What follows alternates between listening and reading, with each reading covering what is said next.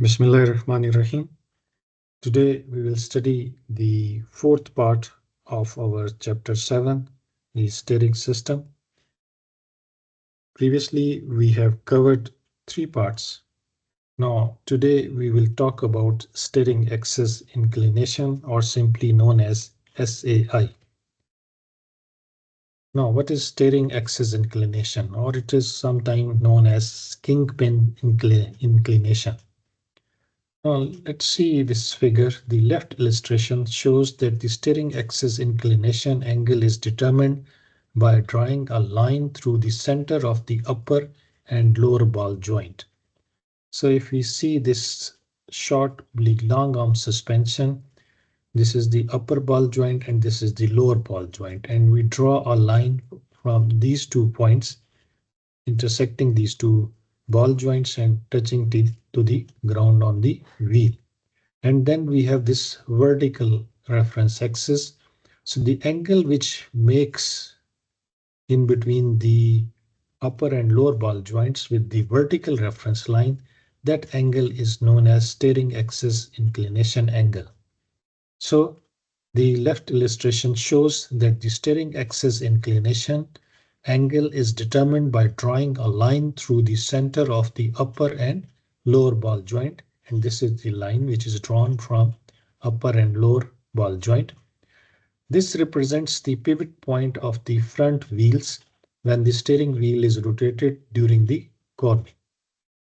So this represents the pivot points of the front wheels when the steering wheel is rotated during the cornering, when we are taking turn and rotating the steering wheel. So this is the reference point, the pivotal point.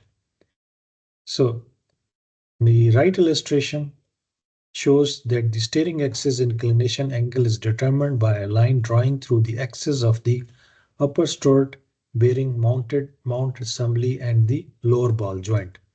So this was the short oblique SLA suspension, oblique short oblique long arm suspension, and this is the McPherson stirred suspension, in which we don't have the upper ball joint. Instead of upper ball joint, we have this shock absorber arrangement and we have a lower ball joint.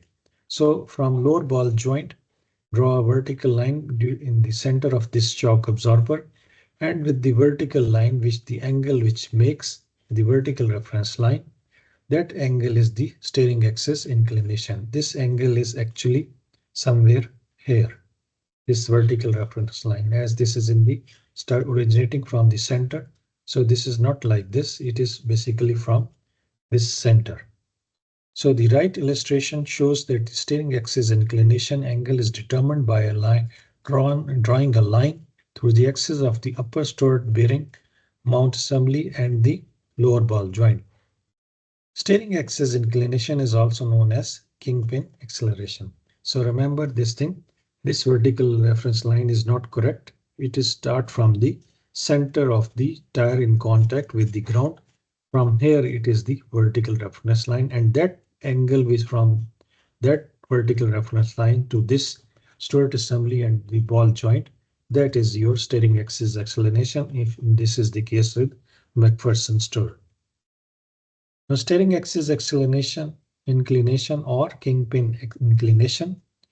If we have this type of arrangement, the SAI, steering axis inclination, causes the spindle to travel in an arc when the wheels are turned. The weight of the vehicle is therefore used to help strengthen the front tires after a turn and to help gives directional stability. Normally, when you take a turn during the driving, your steering automatically tries to comes to its original position. That is due to the steering axis inclination which is happening there. Now another angle, that is the included angle. The included angle is the steering axis inclination added to the camber reading of the front wheels only. So steering axis inclination plus the camber angle reading is added. The included angle is determined by the design of the steering knuckle or the strut construction. see this figure on your left side, we have this vertical reference line, and this is the straight vertical reference line, and this is the straight line which of the V. So that angle, this is your camber angle, and plus this is your steering axis inclination. So steering axis inclination plus the camber angle inclination, the sum of this is known as your included angle. When we have this type of a suspension system, that upper ball joint and lower ball joint, and we have this. When we have this type of suspension system, so the straight line which is going through this, the vertical reference line coming from the center, and the angle of steering axis inclination angle plus the camber angle is called known as the included angle. Now the scrub radius, the third angle or third dimension. A positive scrub radius angle is usually built into the most of short oblique long arm front suspension, and a negative scrub radius is usually built into most of the McPherson stirred type front suspension. Now let's see this short oblique long arm suspension system. So this is the line drawn from the upper ball joint, lower ball joint, and to the base of the wheel. This is the vertical reference line, and this is the center line of the wheel.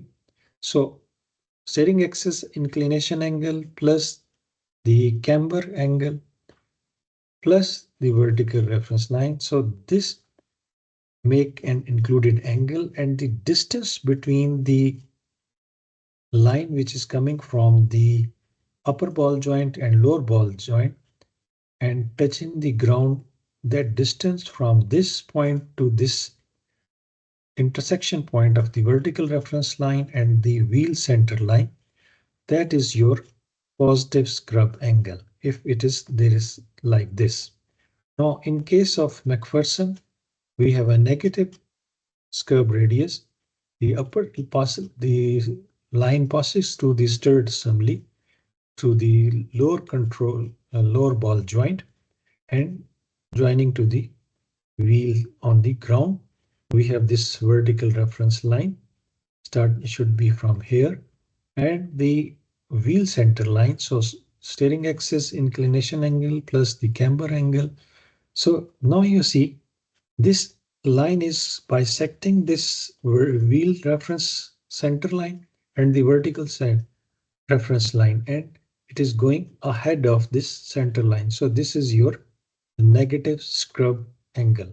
So this is mostly in the McPherson stirred suspension, and this positive scrub angle is in your SLA suspension system. Now another thing, turning radius or toe out on turns. Whenever a vehicle turns a corner, the inside wheel has to turn at a sharper angle than the outside wheel, because the inside wheel has a shorter distance to cover. Now, natural thing. Whenever a vehicle turns a corner, the inside wheel has to turn at a sharper angle than the outside wheels, because the inside wheel has a shorter distance to travel. Let's see this one. This is your outer wheel and this is your inner wheel. So inner wheel has to turn more as compared to the outer wheel. To provide the handling, the inside wheel has to turn at a greater turning radius than the outside wheel. Now, turning radius is also called toe out on turns, abbreviated TOT or TOOT, and is determined by the angle of the steering knuckle arm. So it is the turning radius is determined by the angle of the steering knuckle arms. Turning radius is non-adjustable angle. Remember this thing. Turning radius is non-adjustable angle because of the fixed or the rigid design of the steering knuckle arms. The turning radius can and should be measured as a part of an alignment to check if the steering arm are bent or damaged. Symptoms of out of specification turning angle includes the following. Tires squeal nice during normal cornering even at load speed. Scuffed tire wear. So these are the two symptoms which tell us that there is something wrong with the turning radius. Let's see the steering arm. The proper toe out on turns is achieved by angling the steering arms. Few other things regarding the turning radius, toe out on turns. Setback.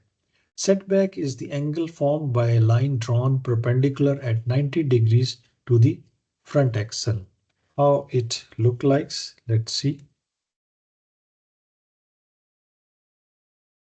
So this is your positive setback and this is your negative setback. If drawing line, this is your rear axle, drawn from the rear axle to straight to the front. And if it is towards your steering, then it is negative setback. If it is away from the steering axis, then it is positive setbacks. Now, thrust angle. Thrust angle is the angle of the rear wheels as determined by the total rear toe.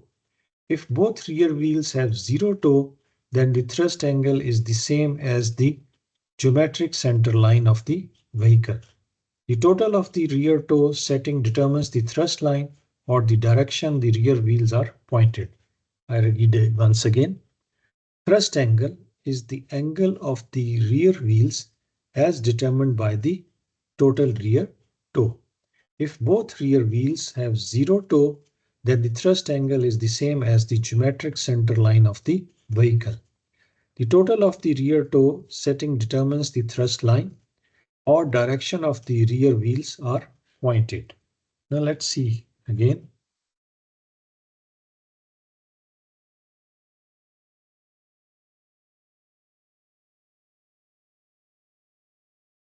Now see this figure.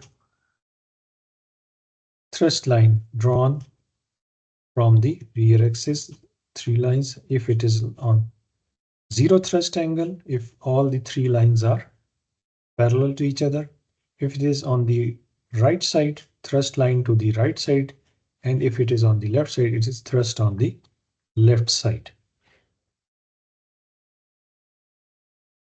Thrust line, let's see. Now tracking. The rear wheel should track directly behind the front wheel. As the name suggests, tracking, the rear wheels should track directly behind the front wheel. So the rear wheel should follow the prints of the front wheels. If the vehicle has been involved in an accident, it is possible that the frame or rear axle mounting could cause dog tracking. So the rear wheels should always track directly behind the front wheel. They should follow the same path as of the front wheel. If there is some accident or some damage to the frame or the rear axle mounting that cause dog tracking. Four-wheel alignments refers to the checking and or adjustment of all four wheels. Four-wheel alignments is important for proper handling of the tire. Let's see this.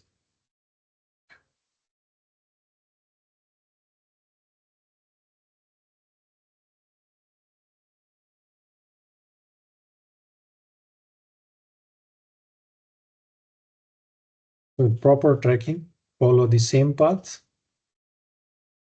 Front wheel steering towards the thrust line. If it is like this.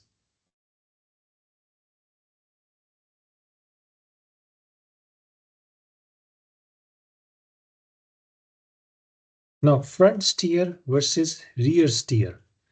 Remember this is a different term, that front steer versus rear steer. It is not front wheel drive versus rear wheel drive. It's a front steer versus rear steer. So what is front steer?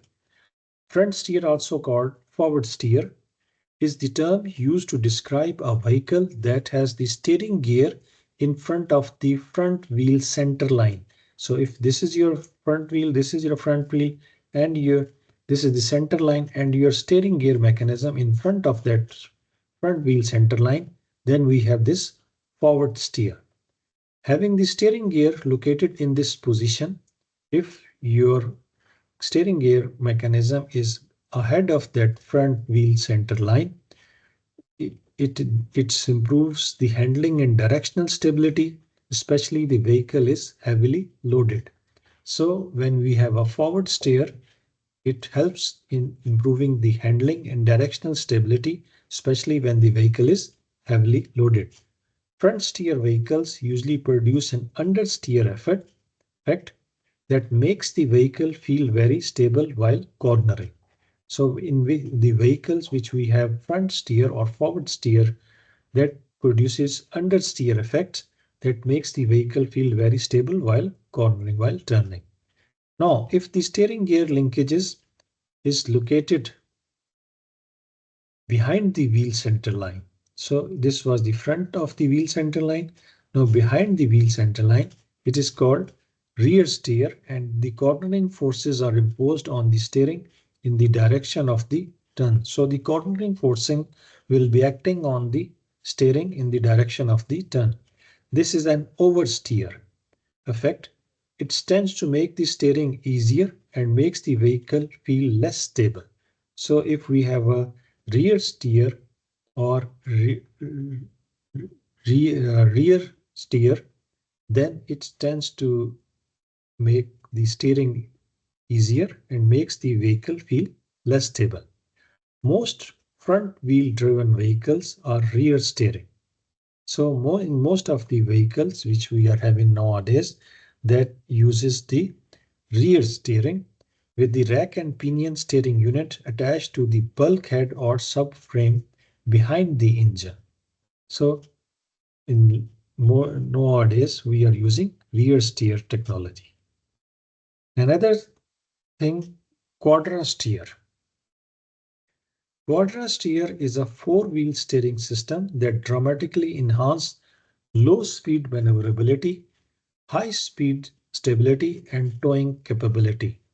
Quadra, as the name suggests, four steer is the four-wheel steering system that dramatically enhances low-speed maneuverability, high-speed stability, and towing capability. We will see in this figure. This system is an electrically powered rear-wheel steering system comprised of the following components. It should have a steerable solid rear axle, a heavy-duty wiring harnesses and fuses, a programmable control module, a power relay in the control module, a rack and pinion style steering actuator mounted on the rear differential cover, an electric motor assembly on top of the rear steering actuator, three Hall effect switches in the motor assembly, a short relay in the motor assembly, a rear wheel position sensor located under a cover on the bottom of the actuator below the motor assembly. So let's see how it's look like. So two-wheel steering system, and we have a four-wheel steering system. It is like this. Every wheel is having its own independent angle. Being equipped with four-wheel steer allows a truck to make shorter turns than would have otherwise be possible. So the turning radius is improved in this QUADRASTEER. The rear steer select switch, we have some electronics here. It's resistance and rear wheel steering mode select switch. We have ignition select switch, rear wheel steering control module. So all the electronics gadgetry is there, which we have covered in this slide. Now the last slide of today's lecture, the killer bees. The three B's that can cause steering and suspension problem are: first is the bent, broken, or binding components. Always inspect each part under the vehicle for each of the killer bees. Now, normally I give some homework to my students, so this is the homework if you want to do that. Make a table of forward wheel drive and rear wheel drive vehicle, a tabular form in which you write the model and type and the vehicle name. Now, question 2, this is very interesting. Define toe in and out with respect to human being. So with respect to human being, you have to describe the toe in and toe out. With this, we comes to the end of our part 4. And next part is the part 5th, which is an additional part of this steering chapter. And we will cover the steering geometric error in that chapter, but that will be covered in the part 5th. That is an extra part. Okay, thank you very much.